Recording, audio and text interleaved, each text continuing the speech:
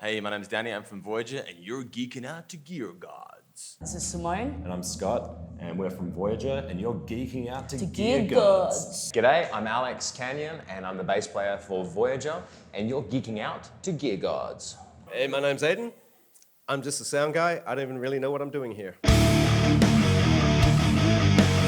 So I'm running a Mayonnaise Duvel Elite 7. It's got a Wenge Babinga neck, which is something I've not actually ever had on a guitar before. It's pretty new for me, but it's a really nice, smooth feel, and I've really grown to love it over the last year or so that I've had this guitar. And the one thing I really love about this is actually just the mahogany. Just the carve on it is really smooth, and there's a lot of attention to detail on this guy. I'm using Hipshot hardware, the open back tuners, which I think just aesthetically are just awesome, and the locking tune is just really useful for restringing on the fly and just getting that job done as quickly as possible, because no one likes to sit there and wind for hours on end. So the Hipshot tuners are fantastic, and it's got a Hipshot bridge as well. So with the pickups, I've got a Nazgul Sentient, which is just the stock that comes with the Elite, and a coil tap, so I can go single coil, three-way switch, so I can go full bridge, full neck, and then a mix of the two in the center. And it's just a mahogany with a maple top, and it sounds freaking awesome. I love it. And the other thing as well is the ebony board as well, which is fantastic.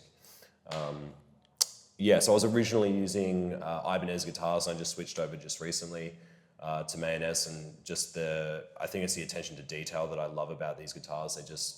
Everything about the instrument is just meticulously looked after, and I know that they do a lot of amazing work.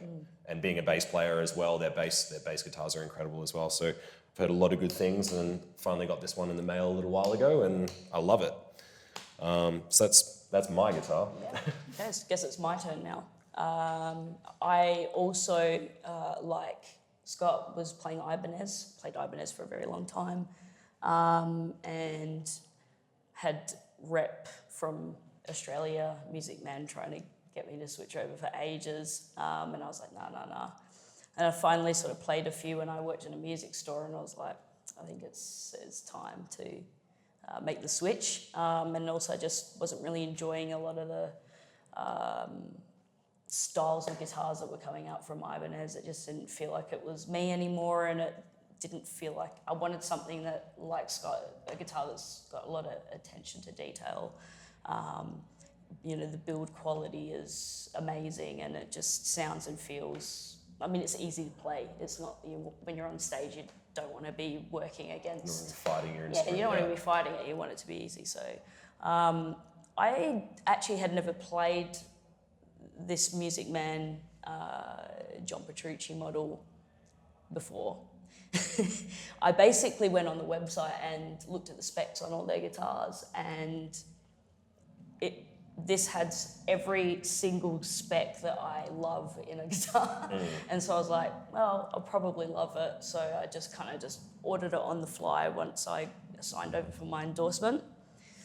And as soon as I got it out of the case, it was amazing. I worked in a music store for like years, and you'd pull a lot of different guitars out of cases, and they just... Some of them are hot trash. You could fly an aeroplane under the under the strings, because the necks are all bowed, and this thing came out like pristine. I was just like, wow.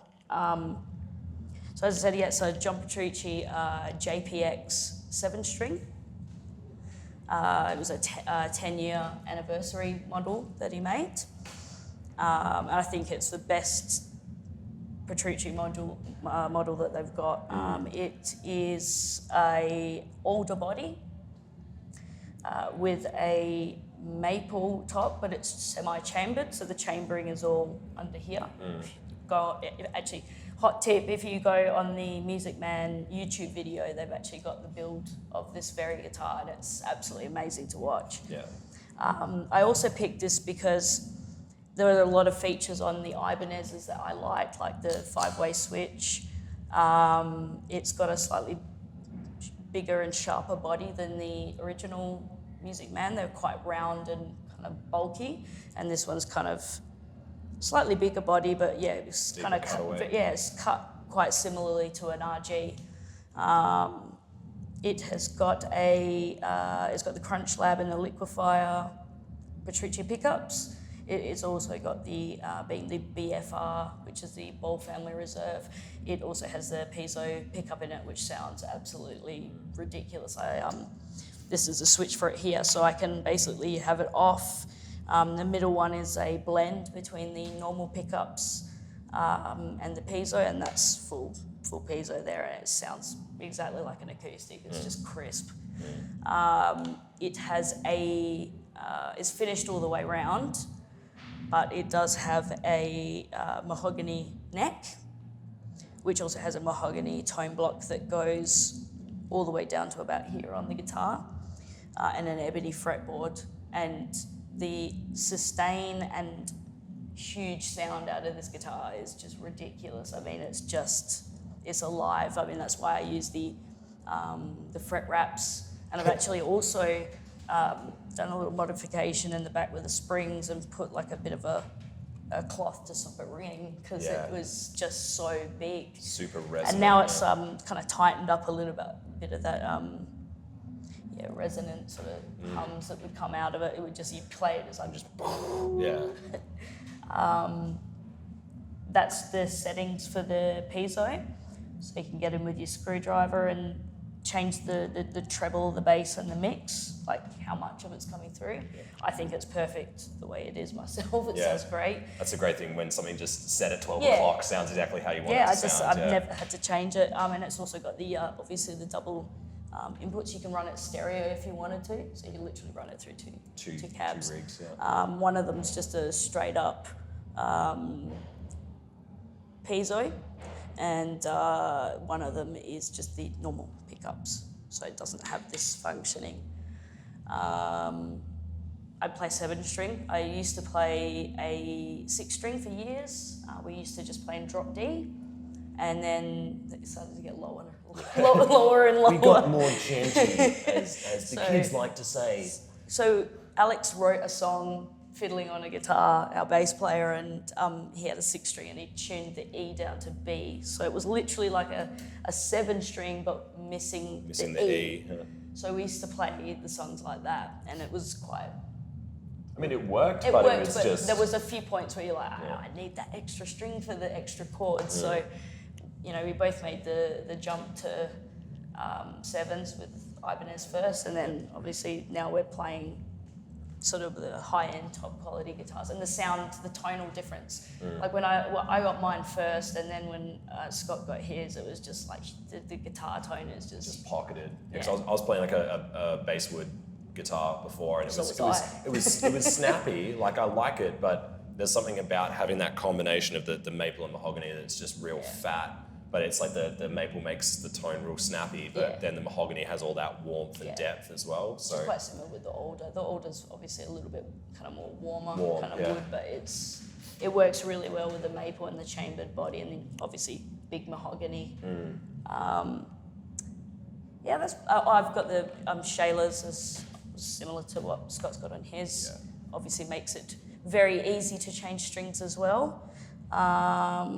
And that's pretty much my guitar. And it was also in a very interesting purple sparkle finish, which looks quite amazing. it's a shiny boy. Yeah, it changes colour. It's weird. You can't see it here. It looks black in some photos, and in others it just pops. Kind of like this kind of purpley pinky colour. So it stands out. That's for sure. It's sick. I guess next will probably be our amplifiers And stuff, so we're both running Axe FX. Wow, what a surprise. Everyone is running one of these days, but there's a reason why, and it's just because it literally does everything you could ever possibly want. So I've not even scratched the surface on what this unit can do. I'm not really pushing it all that hard because, I mean, we both ran our own respective tube heads for a really long time, and I think we still both have an affinity for that. So really we just want these to do exactly what our heads used to do. So I'm running a 5153 amp model on pretty much everything apart from the clean tone. I'm trying to remember what I'm using for the clean. I think it's the Fender Twin Yes. patch. I think it's a 65, yeah. And really from there, it's like I'm running just really simple patches, like just a gate, and we just actually got some cab sims sorted for that, so we can go DI if we need to. So one thing that we found was the global setting where you can just turn the cab sim on and off. So you can have your cab sims loaded into the preset, and depending on the situation where either you want a cab situation, you can have the cab sim on the patch just turned off globally. But if you want to turn them all on and go DI, it's literally just global setting and just change that, which was a really cool feature. So yeah, I think I'm running a clean tone with some delay and to get some shimmer effect, I'm adding an octave up, and then adding chorus to the back end of that. So the reverb and the delays kind of have this shimmer to them. The distortion is literally just the red channel 5150. And the lead tones are just that but boosted. So I'm not really doing a whole heap with the presets, but they pretty much sound exactly how I want them to. And that's really all I want. I'm definitely not one of those guys that goes in there and dives too deep with this stuff. I just want it to sound Geek good. out. And yeah, I mean, I guess that's the cool thing as well, as people would go, oh, there's so many features, but realistically, you can get a great tone very quickly with this stuff. And I think that's also a perk, because you can kind of get option paralysis with this kind of stuff. So that's the Axe effects, pretty straightforward. I'm going from my Axe into this GT 1600 Matrix, which is basically just a big old power amp. What I like about this is that it's just really clean, really doesn't color the sound at all. And it's a very simple function of just running 2 separate volumes. So you can run this stereo if you want to. I'm running it on bridge mono, so it's got so much headroom, it's ridiculous. And yeah, it's a very clear and true kind of sound. It doesn't do anything to color what I'm doing on the Axe effects, which is great. Again, I don't want more factors in why my sound could change. I would rather just keep it as simple as possible. And the last unit here, it's seen better days, but it still functions just fine, is my Relay Line 6. This is my wireless unit. This is the 900, but I'm actually running the G30 pack. Both me and Simone are running the G30 packs because we actually prefer the 1/4-inch cabling. It's just more sturdy, and weirdly enough, that's the lower end model of what the Line 6s are releasing, but we've just had so much better luck with the connections on those. And it not dying. Yeah. I mean, if there's something about the TR, what is it, TR4? I can't remember the name of the 4-pin connector on the wireless, but they're really flimsy. So we actually really rate the G30 packs. They're a plastic chassis, but they've worked really reliably for us for a long time now. And yeah, because it's digital, you don't really get any loss of tone quality or anything like that. So the Line 6 has been super solid for me. Yeah. That's everything there. That's me. That's you. It's you. So I used to run a Mesa Boogie dual rectifier with a Mesa. I've got a very old Mesa Boogie.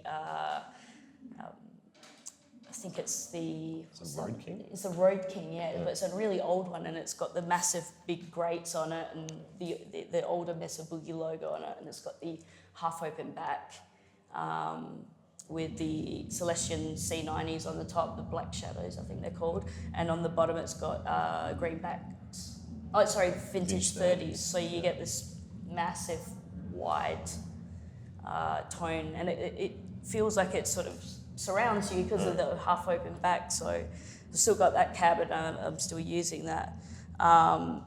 Touring is a nightmare when you're using heads and trying to organise them and hope that they work, and or borrowing people's gear that you just don't know and it sounds really terrible, or it doesn't work, or so it's the reason we kind of switched over to the power amp and Axe effects combo is purely just due to convenience. The fact that we can go anywhere in the world and still have the same tones with us. We don't have to stress that it's not going to sound right, or it's just cabs. We're going through different cabs. That doesn't really change too much, but the main hubby sound is there. So I'm using a XFX 2 Mark II. Very much like Scott. Haven't even scratched the surface with it. Just running very similarly to what I would run when I was on my Mesa. So I'm using the Mesa dual rectifier setting on it, on the orange channel, because I think the red channel is a little bit too glassy and the orange one's just got a bit more meat and more kind of rocky kind of rounder sort of sound. Sort of less of the 6L6 sparkle coming out of it. Yeah. So, and it's literally on the same settings that I would have used on my amp.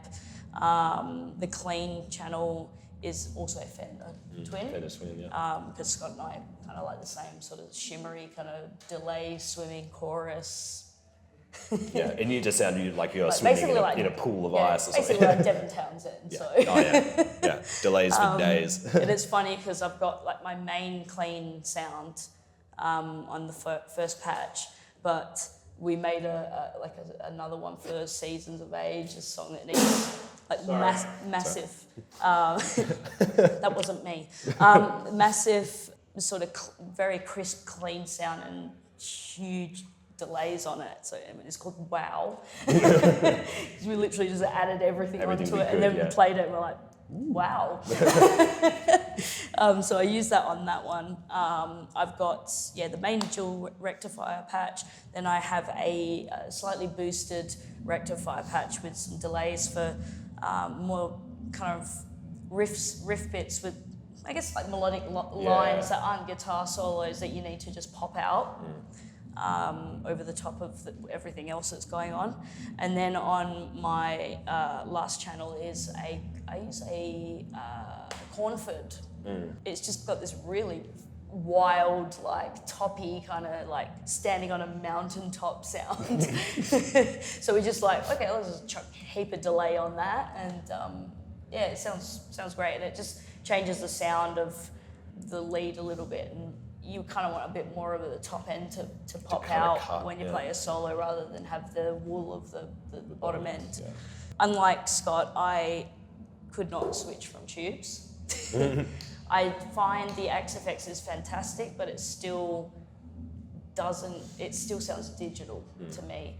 It's missing that kind of warmth that you get from a tube amp, the big sort of a bit more bigger bottom end and just huge sound. So I hate to sound like, I'm on Wayne's World doing we drink Pepsi, but I'm endorsed with Mesa Boogie as well. I had a friend at work when I worked at a music store who swore by the Simulclass 290.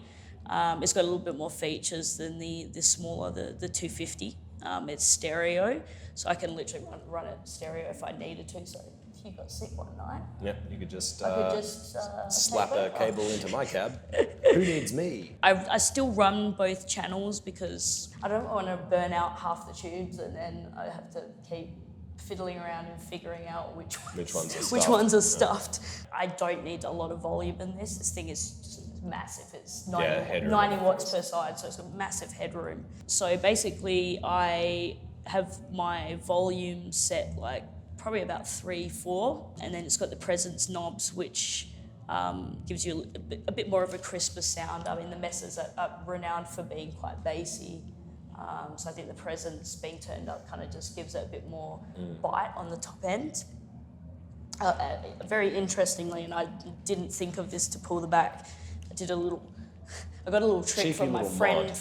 Got a trick from my friend. As you can see, it's got like half modern and deep settings, which can slightly change the, you can have less of a gain. You can have it a little bit more punchy on the gain, and then deep adds just like this massive, like awesome bottom end. So what I do is I have literally no bass going through the XFX. So I'm getting all the warmth and bottom end from the Mesa.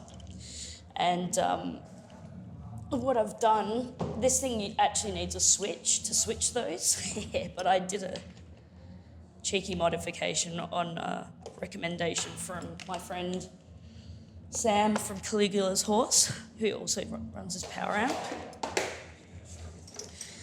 So, Cable spaghetti. yeah. So what I've got here, if you can see it in the inside, is all the setup. People always go, what the hell are these red things? Well, what we did was we cut a patch cable in half and shorted it with a soldering iron.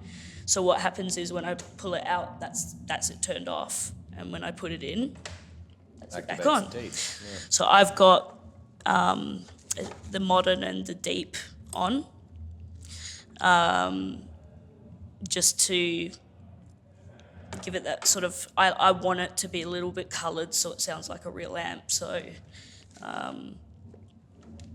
I find it's just got a big meaty tone, and that's the tone I go for. I think it works as well because Scott goes for a little bit more chunk on the top end, like more like a Marshall-y kind of sound, and I think the two guitar tones together actually make a big wall of sound, and it's really, really cool. I think of anything else to talk about. I guess just briefly, the pedalboards, we're using a peak MIDI controller. Oh yes, it's here. That's about the only other thing, really. I mean, it's just a simple MIDI controller. We've got 4 patches per bank. Yep. And then we've got bank switches that go up to 32, I'm pretty sure. Just a simple switcher. We don't really need a ton of different effects. We've really just got clean distortion, a boosted distortion with delay, and then our leads. Yep. Simone's got a volume control, which I don't have. But it works for a couple of the songs that Yeah. we need it for. Frankly, I'm thinking of getting one myself. It's good actually for just some venues you get a little bit of kind of coming through because it's bouncing off the room, so you can actually just pull the volume back just like a smidge and it actually cuts that out. So I do it a lot when I find that it's humming a bit. The room is a bit too loud. It'll pull back a little bit of the gain, but it's really cool. So you might see me adjusting it. People might see me on stage going, what is she doing? That's what I'm doing. I'm basically going, just pull that back a bit. And just a tuner. Yeah, so you're using a Polytune, I'm using a TU3. I basically had to get the mini one because it was the only one that would fit on the board, and I didn't want to have a bigger board. And at this stage, I literally don't even have a board. Yeah. I'm literally just like tuner, MIDI switcher, that's it. Like I said, like to keep it simple, man. Yeah. And then just recently...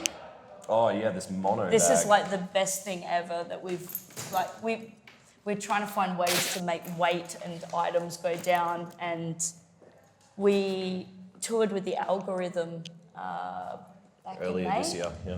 And Remy had one of these. He had his bass and his 8-string. He has an Aristides, I think it's just a 6-string or whatever. Or 7, or whatever.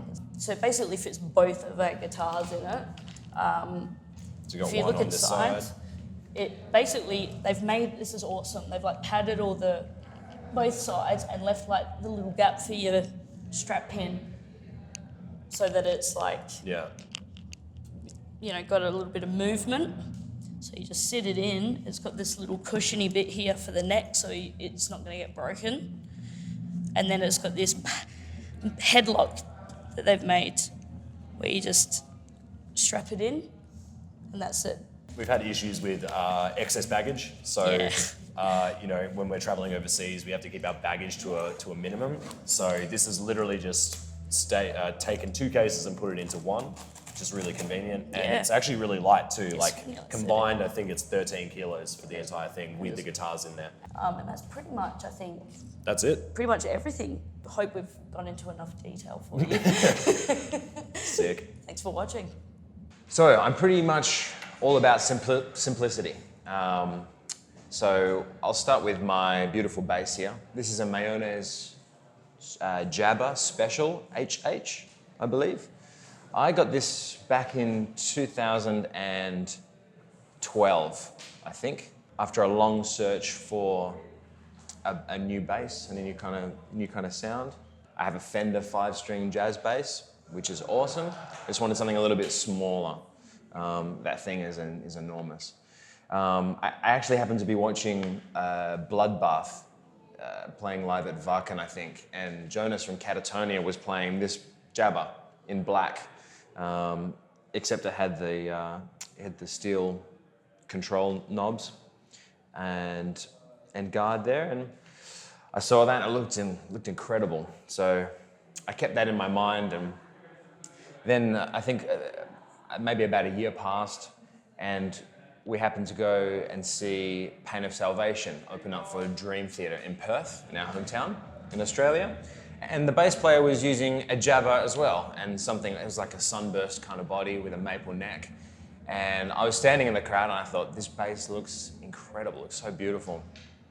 And I happened to corner him after the gig while Dream Theatre were playing at this bar, and in my kind of excited Australian, hey man, what's going on? How's your bass? What kind of bass is that? What are you doing? What brand is it? What are you doing? And it's kind of like sensory overload for this poor Swede. He's trying to hear me and decipher what I'm saying in an excited and rushed tone. And he told me it was a handmade bass from Poland, and that's all I got. That's all the info I could figure out.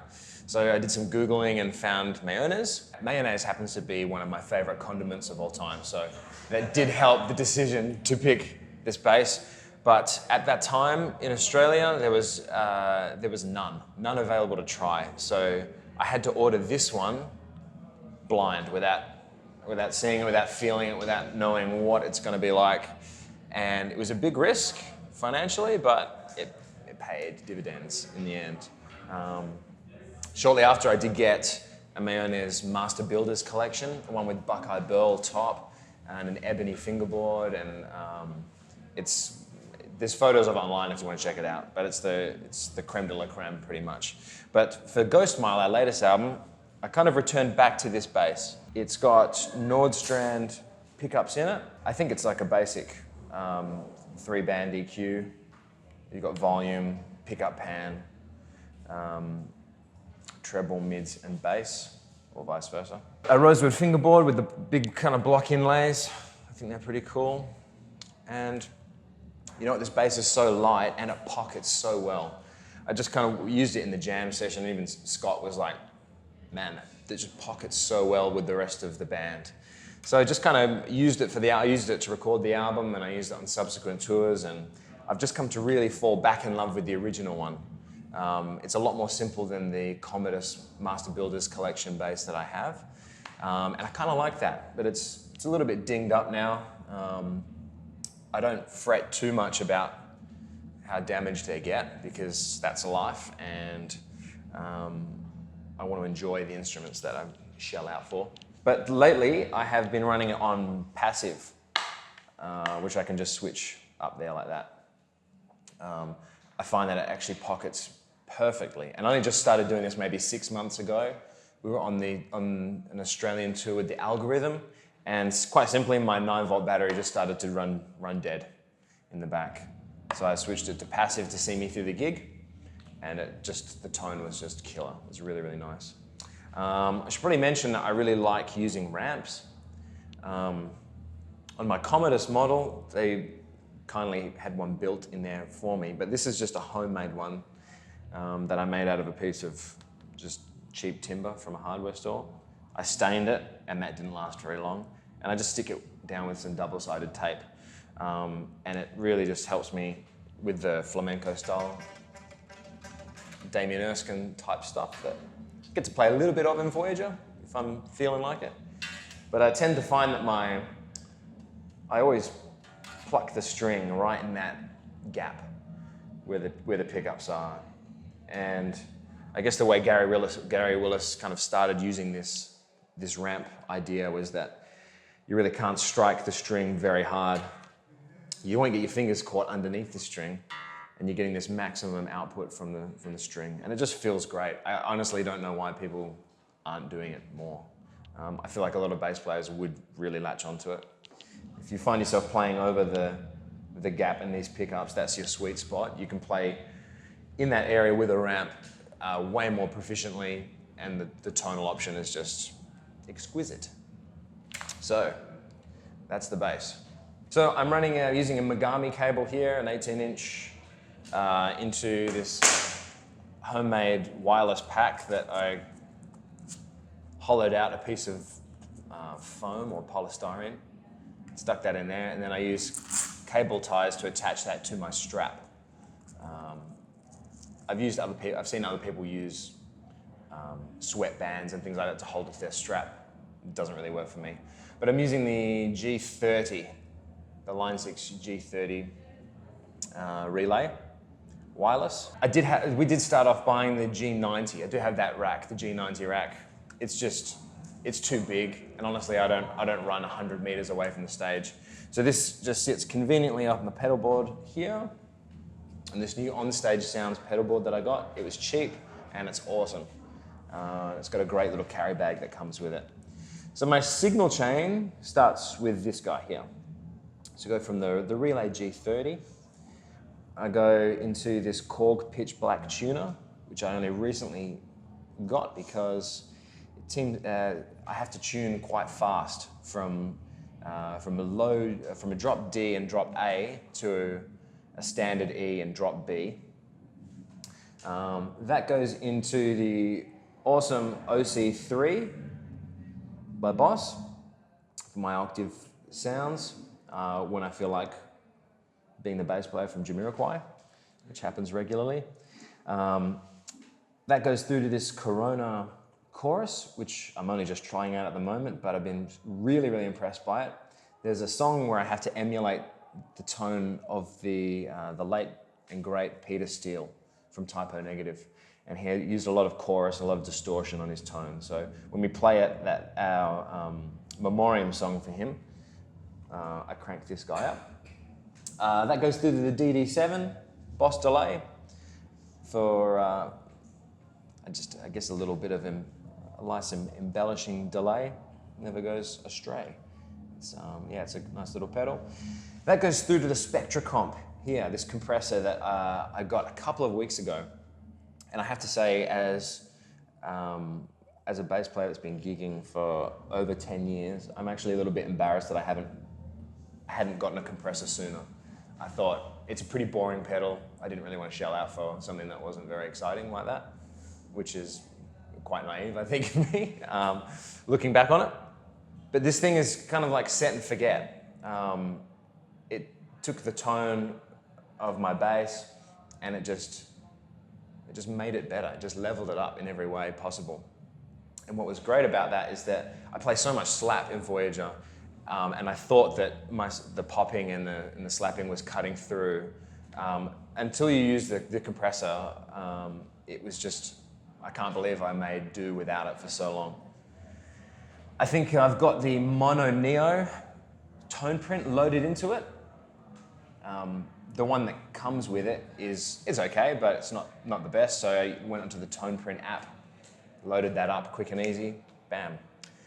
And then we come to the end of the signal chain here with the very popular and very, very awesome Dark Glass B7K. This thing is just amazing. Everyone raves about them, and there is good reason. So even with my passive tone, I can boost everything up. I can add a little bit of grit. I think typically the settings are normally like that. The low mids and the high mids allow me to really shape a really nice tone. It gives me lots of clarity, lots of pop, and that'll go out to either my amp or sometimes I use an in-ear monitor, the PSM 200 or whatever it is, the one that Danny was using from before, I can't remember. And I'll run vocals through that just to help me hear. So this is a Shure Beta 58. And I really dig these windsocks actually. As a singer, I do a lot of acoustic solo gigs at home, in pubs and clubs and things like that. And actually having that there, it's a psychological thing now, I'm pretty sure. But it allows me to get it close. Not to mention if you're playing the smaller club shows and you've got a microphone up there, I've been smacked in the teeth a lot with it by punters kind of getting rowdy, and that's not nice. So that's all being powered by the Fuel Tank Classic on the back there, and I've just tried to neaten that up as much as possible. That's very useful for travel to the United States as well because you can switch the voltage to 110. As for amplifiers, at home, I use Eden World Tour 500 and the WTX 550, both of which I've left at home. A lot of times in the gigs over here, I just try and travel as light as possible to prevent over baggage, oversized charges and things like that. But the B7K will allow me to just go direct in a lot of times if I've got the monitors. I'm definitely a big fan of having as much volume on stage as possible, much to the dismay of my fellow band members and singer a lot of times. But the B7K gets me out of trouble for the most part. And that's about it. Pretty simple. There's a little bit going on, a little bit of fruit, but at the end of the day, functional. And I'm very pleased with how it's going so far. So thank you very much for watching. My name's Danny. I'm the vocalist and guitarist of Voyager, and to my right we have our trusty sound man, Aiden. And we all know that without a sound man or a sound woman, we would sound like absolute crap. So we're going to go through a little bit of what our setup is today. Probably a little bit unusual because it's a Keytar and it's a backing track. I've been trying to find a backing track solution that kind of fits what we do for a long, long time. There's been a lot of glue involved, and I think we've finally come up with something. Look at that, a sliding tray. That's pretty exciting. So maybe we'll just slide that back in for the moment. There we go, and we'll just start with the Keytar. This is a Roland AX1 from 1989. It is, of course, the original Keytar. It features not very many things, unfortunately. It's made pretty much entirely out of plastic. Can you hear that beautiful sound? Yeah, that's entirely plastic, which has some problems, unfortunately, because it is very fragile and it's falling apart at the moment. If you can see this little bit here, that's really shouldn't be happening at all. And you can also hear there's some things usually inside which make some noise. So all the gearheads out there are probably horrified at the moment. But anyway, we're going to be fixing that a little bit later in the day. So the AX1 runs into an equally prehistoric module. Would you like to take out the slide there?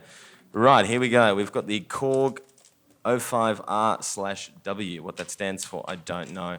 But I think it's a module which was made in the early 90s. Now, the brilliant thing about this is because they're the kind of the same era, they talk to each other very well. And some of the sounds that are produced are sort of that early 90s kind of era. So a lot of the lead sounds, a lot of the pad sounds are that kind of, it's that sort of lush early 90s sound that we sometimes are looking for. How do we run that? It's pretty standard MIDI out.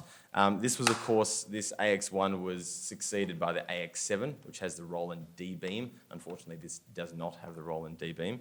And I think the latest one is the AX Synth, which is the kind of more sort of saber-shaped kind of Keytar. But I like to stick to the original because I think the original is the best. And it is red, which means it goes faster.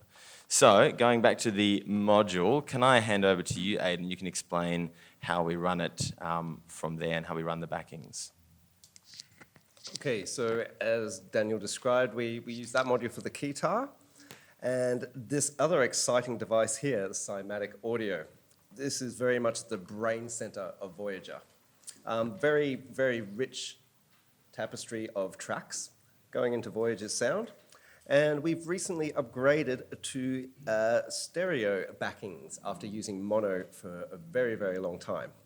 This unit's quite good, allows us to pre-program multiple tracks, I believe up to 8 or 16? 16 tracks you can have simultaneously running on that. So we have our stereo backings and click track, and also mono backings, which are used to feed Voyager's in-ear sends. Yep. Great module, you can just bounce out files, put them on USB via the front, and all your playback needs are sorted. Very sturdy. Oh, and most interestingly, it can actually run full uncompressed WAV format. So no MP3 squishing going on there. It's actually a great backing device. I used to use like a Denon solid state player, which was great, but unfortunately it was only mono. So you just split the channels and you can go click left and mono track out. But this is actually fantastic because if you have a look at the back here, it actually has 16 outputs.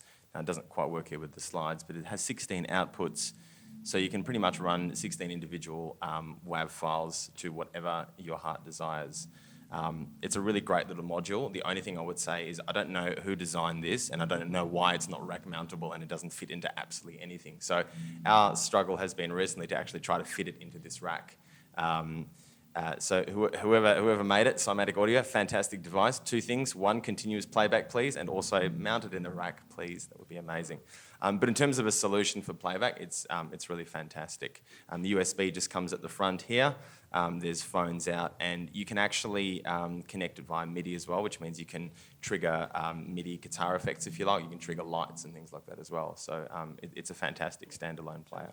So now that we've investigated the initial stages of Voyager's sound, we'll talk a little bit about the monitor setup. Now, currently Danny uses regular in-ears, dual mono. He has one of these more old school in-ears units. Now, this doesn't do stereo. It is literally just dual mono. These days, what we do is he'll have his wireless mic running into this input and a mono feed of the backings running into this. So the good thing about this is negates the need for an actual monitor engineer, which is very effective for bands who are touring and often have to use in-house engineers. So he can get his vocals, he can get his backing tracks. Wireless runs out of that. And out of the back of this, there's a through feature, which is not something you get on normal stereo in-ear units these days. So that's where I take my feed to center front of house for his vocals out of the back of this. Saves having to Y-split, so you don't have to worry about losing decibels on line level stuff. Allows him to operate if he needs a bit more vocal, turn that up. Less backing, turn that down, allows a very quick fix to be able to get on with the show. And the wireless unit, I believe, a bit of an old school unit here. I think you're using a Shure? Yeah, but that's a beta 58 capsule inside a PG module? Yes, that's correct. Yeah, cool. And it sounds great. And fortunately, no real serious wireless problems as of yet. Maybe we'll eventually upgrade to something made within the last 8 or 9 years. We'll see. Come on, vintage is the way to go. We did have a fixed tray in there before, which was a bit of a nightmare because we'd have to have the Cymatic player separate and all sitting on top. Yesterday we decided we'd give it a go, actually putting in some sort of other feature, which makes it sliding. The problem is, for some reason, the rack itself was too big. So we had to do some minor modifications to actually let it slide out there. Somehow, miraculously, it fits perfectly. It doesn't interfere with this player here, with this module here, and it's actually amazing. I don't know whether it'll fit through hand luggage weight-wise, but it's a fantastic solution to have it all in one and self-contained.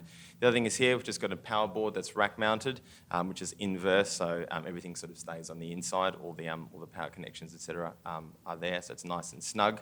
It does close with a bit of pull. Look at that. Do you really want to show the back? You probably don't want to. But actually, it does close perfectly, so you can just take it on as a roll-on. That's a Gator 3U, but it's actually not a 3U, so that's the beauty of it. It's sold as a 3U, but because it's got the handles in here, that actually takes up 2U. So if you work it smart, you've actually got an extra couple of rack spots in here, which is exactly what we've used. We do not have a single inch inside this rack to spare. And I'd like to second Danny's comments earlier. If Cymatic, if you're watching, not sure why you made a device that does not fit into a rack, and also why you made a device that has buttons on the top like this. So unless they're planning to bring out a sliding tray, I'm not quite sure why they would create it that way, but perhaps in the future, they'll have something that actually is portable and can be used by professional touring artists. I do want to say that I think especially for bands who are not ready to make the leap to a full in-ear monitor system, I think this is a fantastic solution. And monitor guys always jump with joy when you say, I've got in-ears but self-contained. They just absolutely love it. So it's really good. Again, the disadvantages are, of course, that you get just mono. but that's fine. It's all about hearing. It's all about hearing what, you know, what's going on. And if it sounds dry, and if it sounds crappy, and if it sounds kind of, well, if it sounds kind of okay in your ears, you know, it's going to sound amazing out there. So in terms of a self-contained unit, it's really, really good. We really need stereo, especially if you're starting out, because I think it's a huge investment to make the full leap to in-ears. I mean, this system, I don't even know if it's actually still for sale. That's the PSM 200. But I think if it is, and if you're looking to sort of get some guidance through the in-ear monitor system, I think it's a really good stepping stone before you make that huge leap. Be careful about frequencies, of course, if you're going America and Australia, and they've got one frequency system, so you'd have to buy a separate unit for Europe. Obviously, there's interferences and things like that. So yeah, that's the setup here, and it's kind of a dream come true because I've wanted to have something self-contained for a long time that I can just literally carry around, take out, plug in, and we used it for the first time in this little slidey module set up last night, and it's fantastic. It's so nice to have everything clean, and I think the next step will be to make sure that all that cable spaghetti is cleaned up at the end. Right, Aidan? Yeah, we'll definitely clean up. Do you want to show the viewers the spaghetti? Oh, okay. So this is where my blood pressure starts to go up a little bit. When I'm at a show and I'm trying to desperately patch things in a brief 15 to 20-minute changeover, I end up here, as much as I don't want to be. Now, we're slow. It's a bit of a work in progress. We need to shorten some of these cables, but because of the sliding draw, we've had to mount all the power boards up at the very top here, and you can see this little unit here, which is for pre-drilled XLRs. But we're using it pretty much as just a chassis to hold what cables we can. Now, you really need to be very careful when you have sliding parts and this sort of stuff here, because obviously if something gets a little bit caught, you push it right back in, you're going to rip your stuff to pieces. And the show is not going to happen. So in that instance, we do have backups, and we can run via a laptop or put off even iPhone files, which obviously will take us back to mono. So we'll be going back to yesteryear. One side will be backings, the other side will be click. But now we're moving into the 21st century with stereo. So viewers, yeah, watch out for your cabling. You do not want it to look like this. Yes, I've been subject to much vitriol over the years from Mr. Barton over here. One thing I want to sort of finally touch on is the rack case itself, which again I've been looking for that perfect solution for a very, very long time.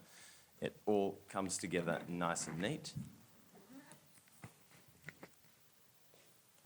Comes up, and it has wheels. It becomes a nice little suitcase which fits perfectly through the aisle of an aeroplane. So if you're an international touring band like we are, this is magnificent. Highly commend Keytar for making one of these things. It is fantastic. And then, of course, at the counter at the airport, you make sure it seems very light, so they let you on the actual plane. That's the setup. Thanks very much. Any final words from Aidan? No, that's all good. Cool. Thanks so much for watching. We're Voyager.